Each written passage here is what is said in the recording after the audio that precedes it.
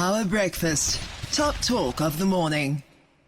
The time is 7:12. You're on Power Breakfast this morning with Tessa Dooms.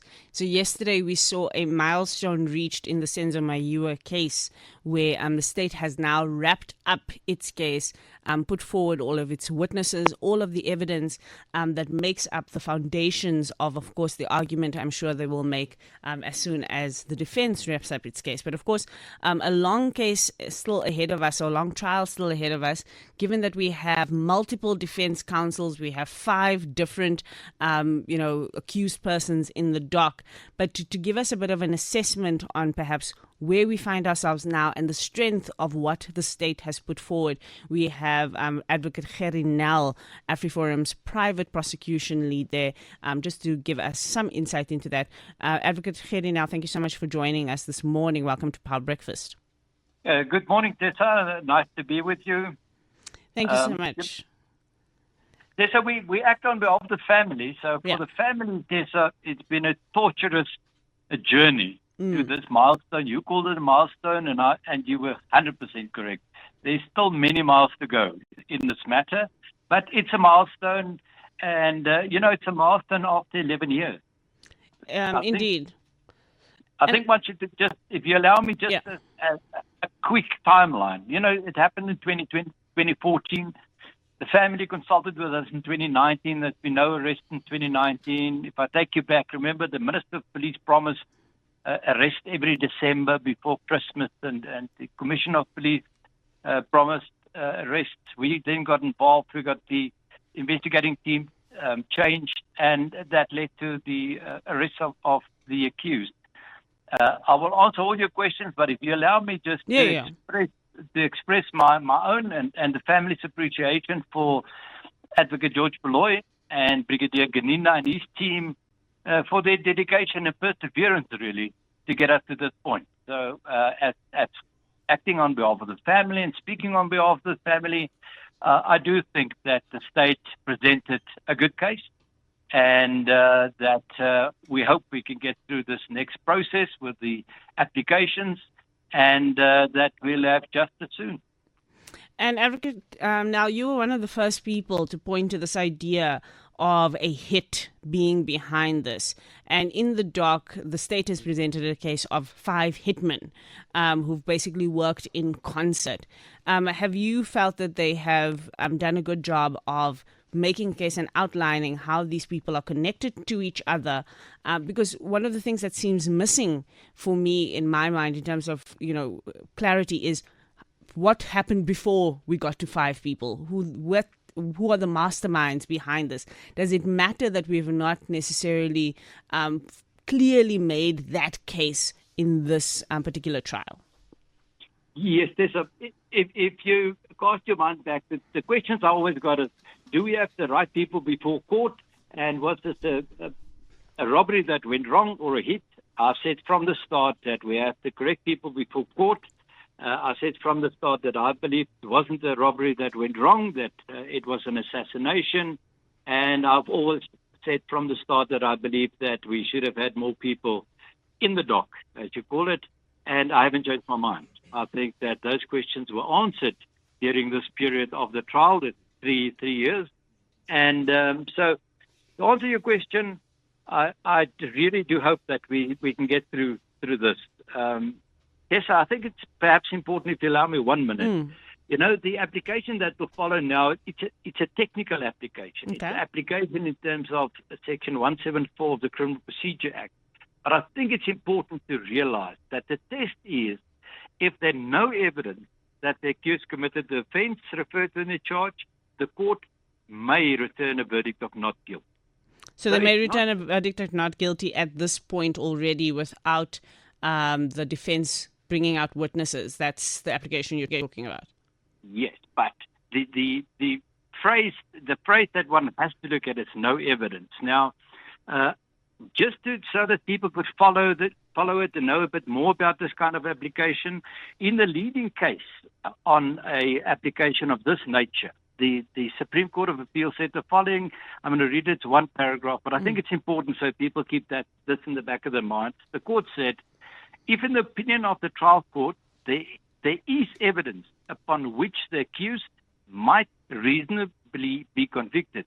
It's the duty of the court and to put the accused from the defense and may not discharge the accused. So this is not a application for the court to decide if the accused is guilty or not.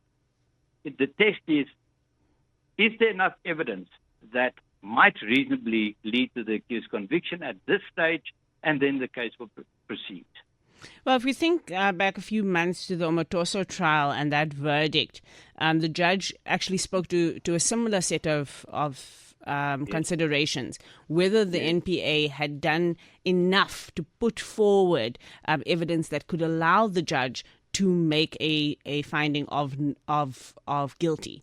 And so you're saying that a similar consideration is going to be made by the judge here to say, is there evidence, sufficient evidence that's been put forward, or is it any evidence that's been put forward by the NPA to say that the accused could be guilty in this regard? And you believe that there is sufficient evidence on the table already, I presume. Well, let me, it'd be very irresponsible of me to give you an opinion on the merits of the state's case, but what I can say is that on behalf of the family, we thought that the state did a good job, that they presented sufficient evidence, and that we're confident that the trial might lead to its end, and we hope that is soon. You know, Tessa, this happened in 2014. Yeah. It's 11 years later. It's very difficult for the family. If I say difficult, the time frames are difficult. It's difficult to get the matter in court, and now the difficulty to get the matter, finalized. And I haven't dealt with a matter or seen a matter that was more beset with delay than this particular matter.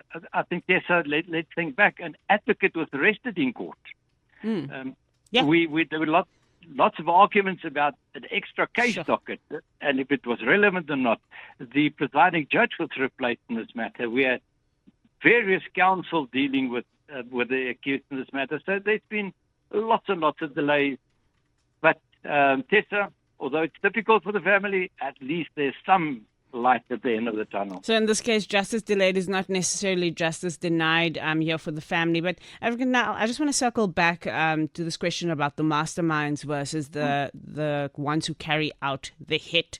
Because just thinking about, timelines going forward, surely if at some point these hitmen were to be found guilty, you would presume that there would now need to be another trial looking at the masterminds, because whoever would issue out such a hit or pay for such a hit, surely those people would be guilty of murder as well. Yes, this is a difficulty. That's a difficulty that I've cautioned about from the start. Think for yourself, if there's evidence against the mastermind, who would you want to present that evidence? The accused in this matter, which have denied what they've done. So we said from the start that if you want to get to the mastermind, it should have been in this trial, in the main trial. Going forward, it would be very difficult to have more trials. But certainly, I agree with you, Tessa, and I'm sure we will also be part of that.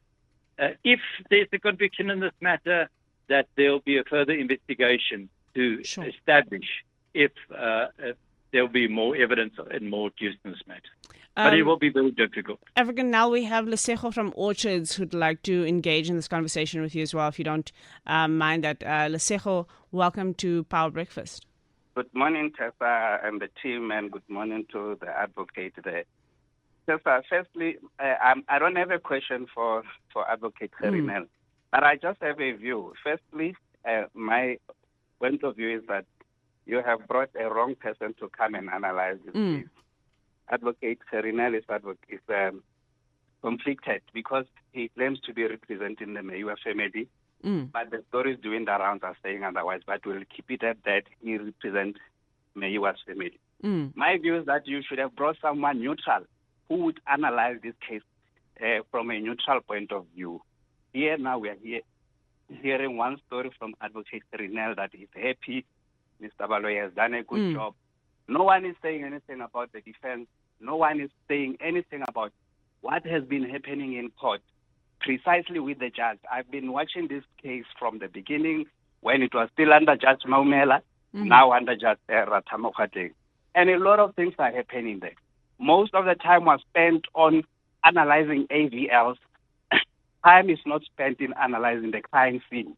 And then advocate will come here and tell us he is happy the case has presented a case. If you look at evidence that is being brought, it fails to link all 5 accused. Nothing is, not a lot is said by accused number 5, but he is sitting there. So that is my point of view of how this case is going.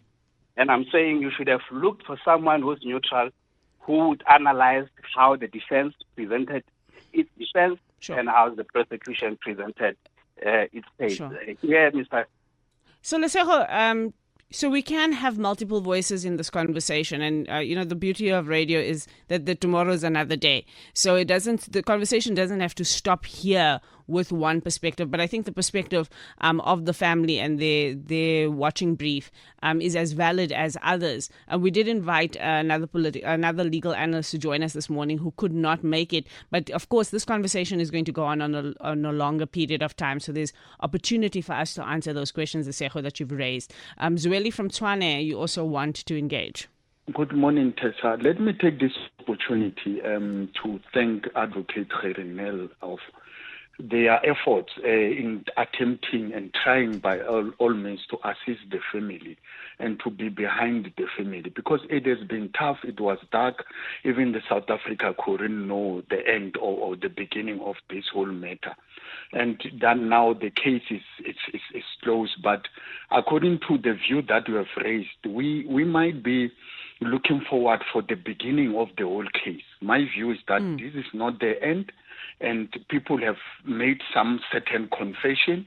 It's going to start again, and it will keep on chowing a lot of state resource. But as long as we go to the truth. But Advocate Gerrie Nel, at least, and with his people, they attempted, they have assisted. They can't be blamed because the family was left in the dark at some stage. But he ran around with the brother of Senzo and saying that they are going to assist the family. And I think they have attempted, they assisted the family, which it was not for free per se, but even they spend their time.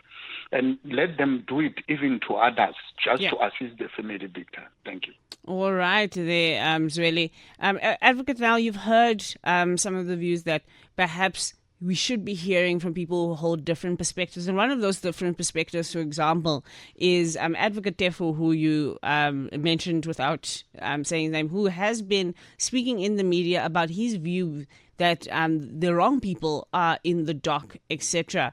And so from the side of the family, there's been a clarity that they believe that the right people are in the dock. How do we then does the court need to engage outside of course, just the legal defense with some of the views, and does the family take into consideration some of the views outside of your view that these are the right people in the dock? Yes, Tessa, it's a very, as I said, a very difficult journey for the family. There's lots of people with lots of views, and from the start we said we will focus on what is in the case docket and what could be presented in court, and that's what we focused on, and that's how we briefed the family. And we said that we have to go through a process. The process is this trial. We satisfied that the state presented as good cases it was possible to do, and that whatever happens afterwards, we'll deal with the family. But it's important for the family to get closure, to understand what happened, to understand how this happened and why it happened. And I do think that through this trial, we can answer those questions, and they can then have closure to understand why it happened and what happened. Well, we will be watching closely to see how the defense puts forward their case, assuming we get to that part of this trial, but also to see if we can answer some of the questions about what happens after this verdict, what it reveals to us about what the possibilities are going forward. But thank you so much, Advocate Gerrie Nel from AfriForum, talking there as a representative of the family. of Senzo Meyiwa.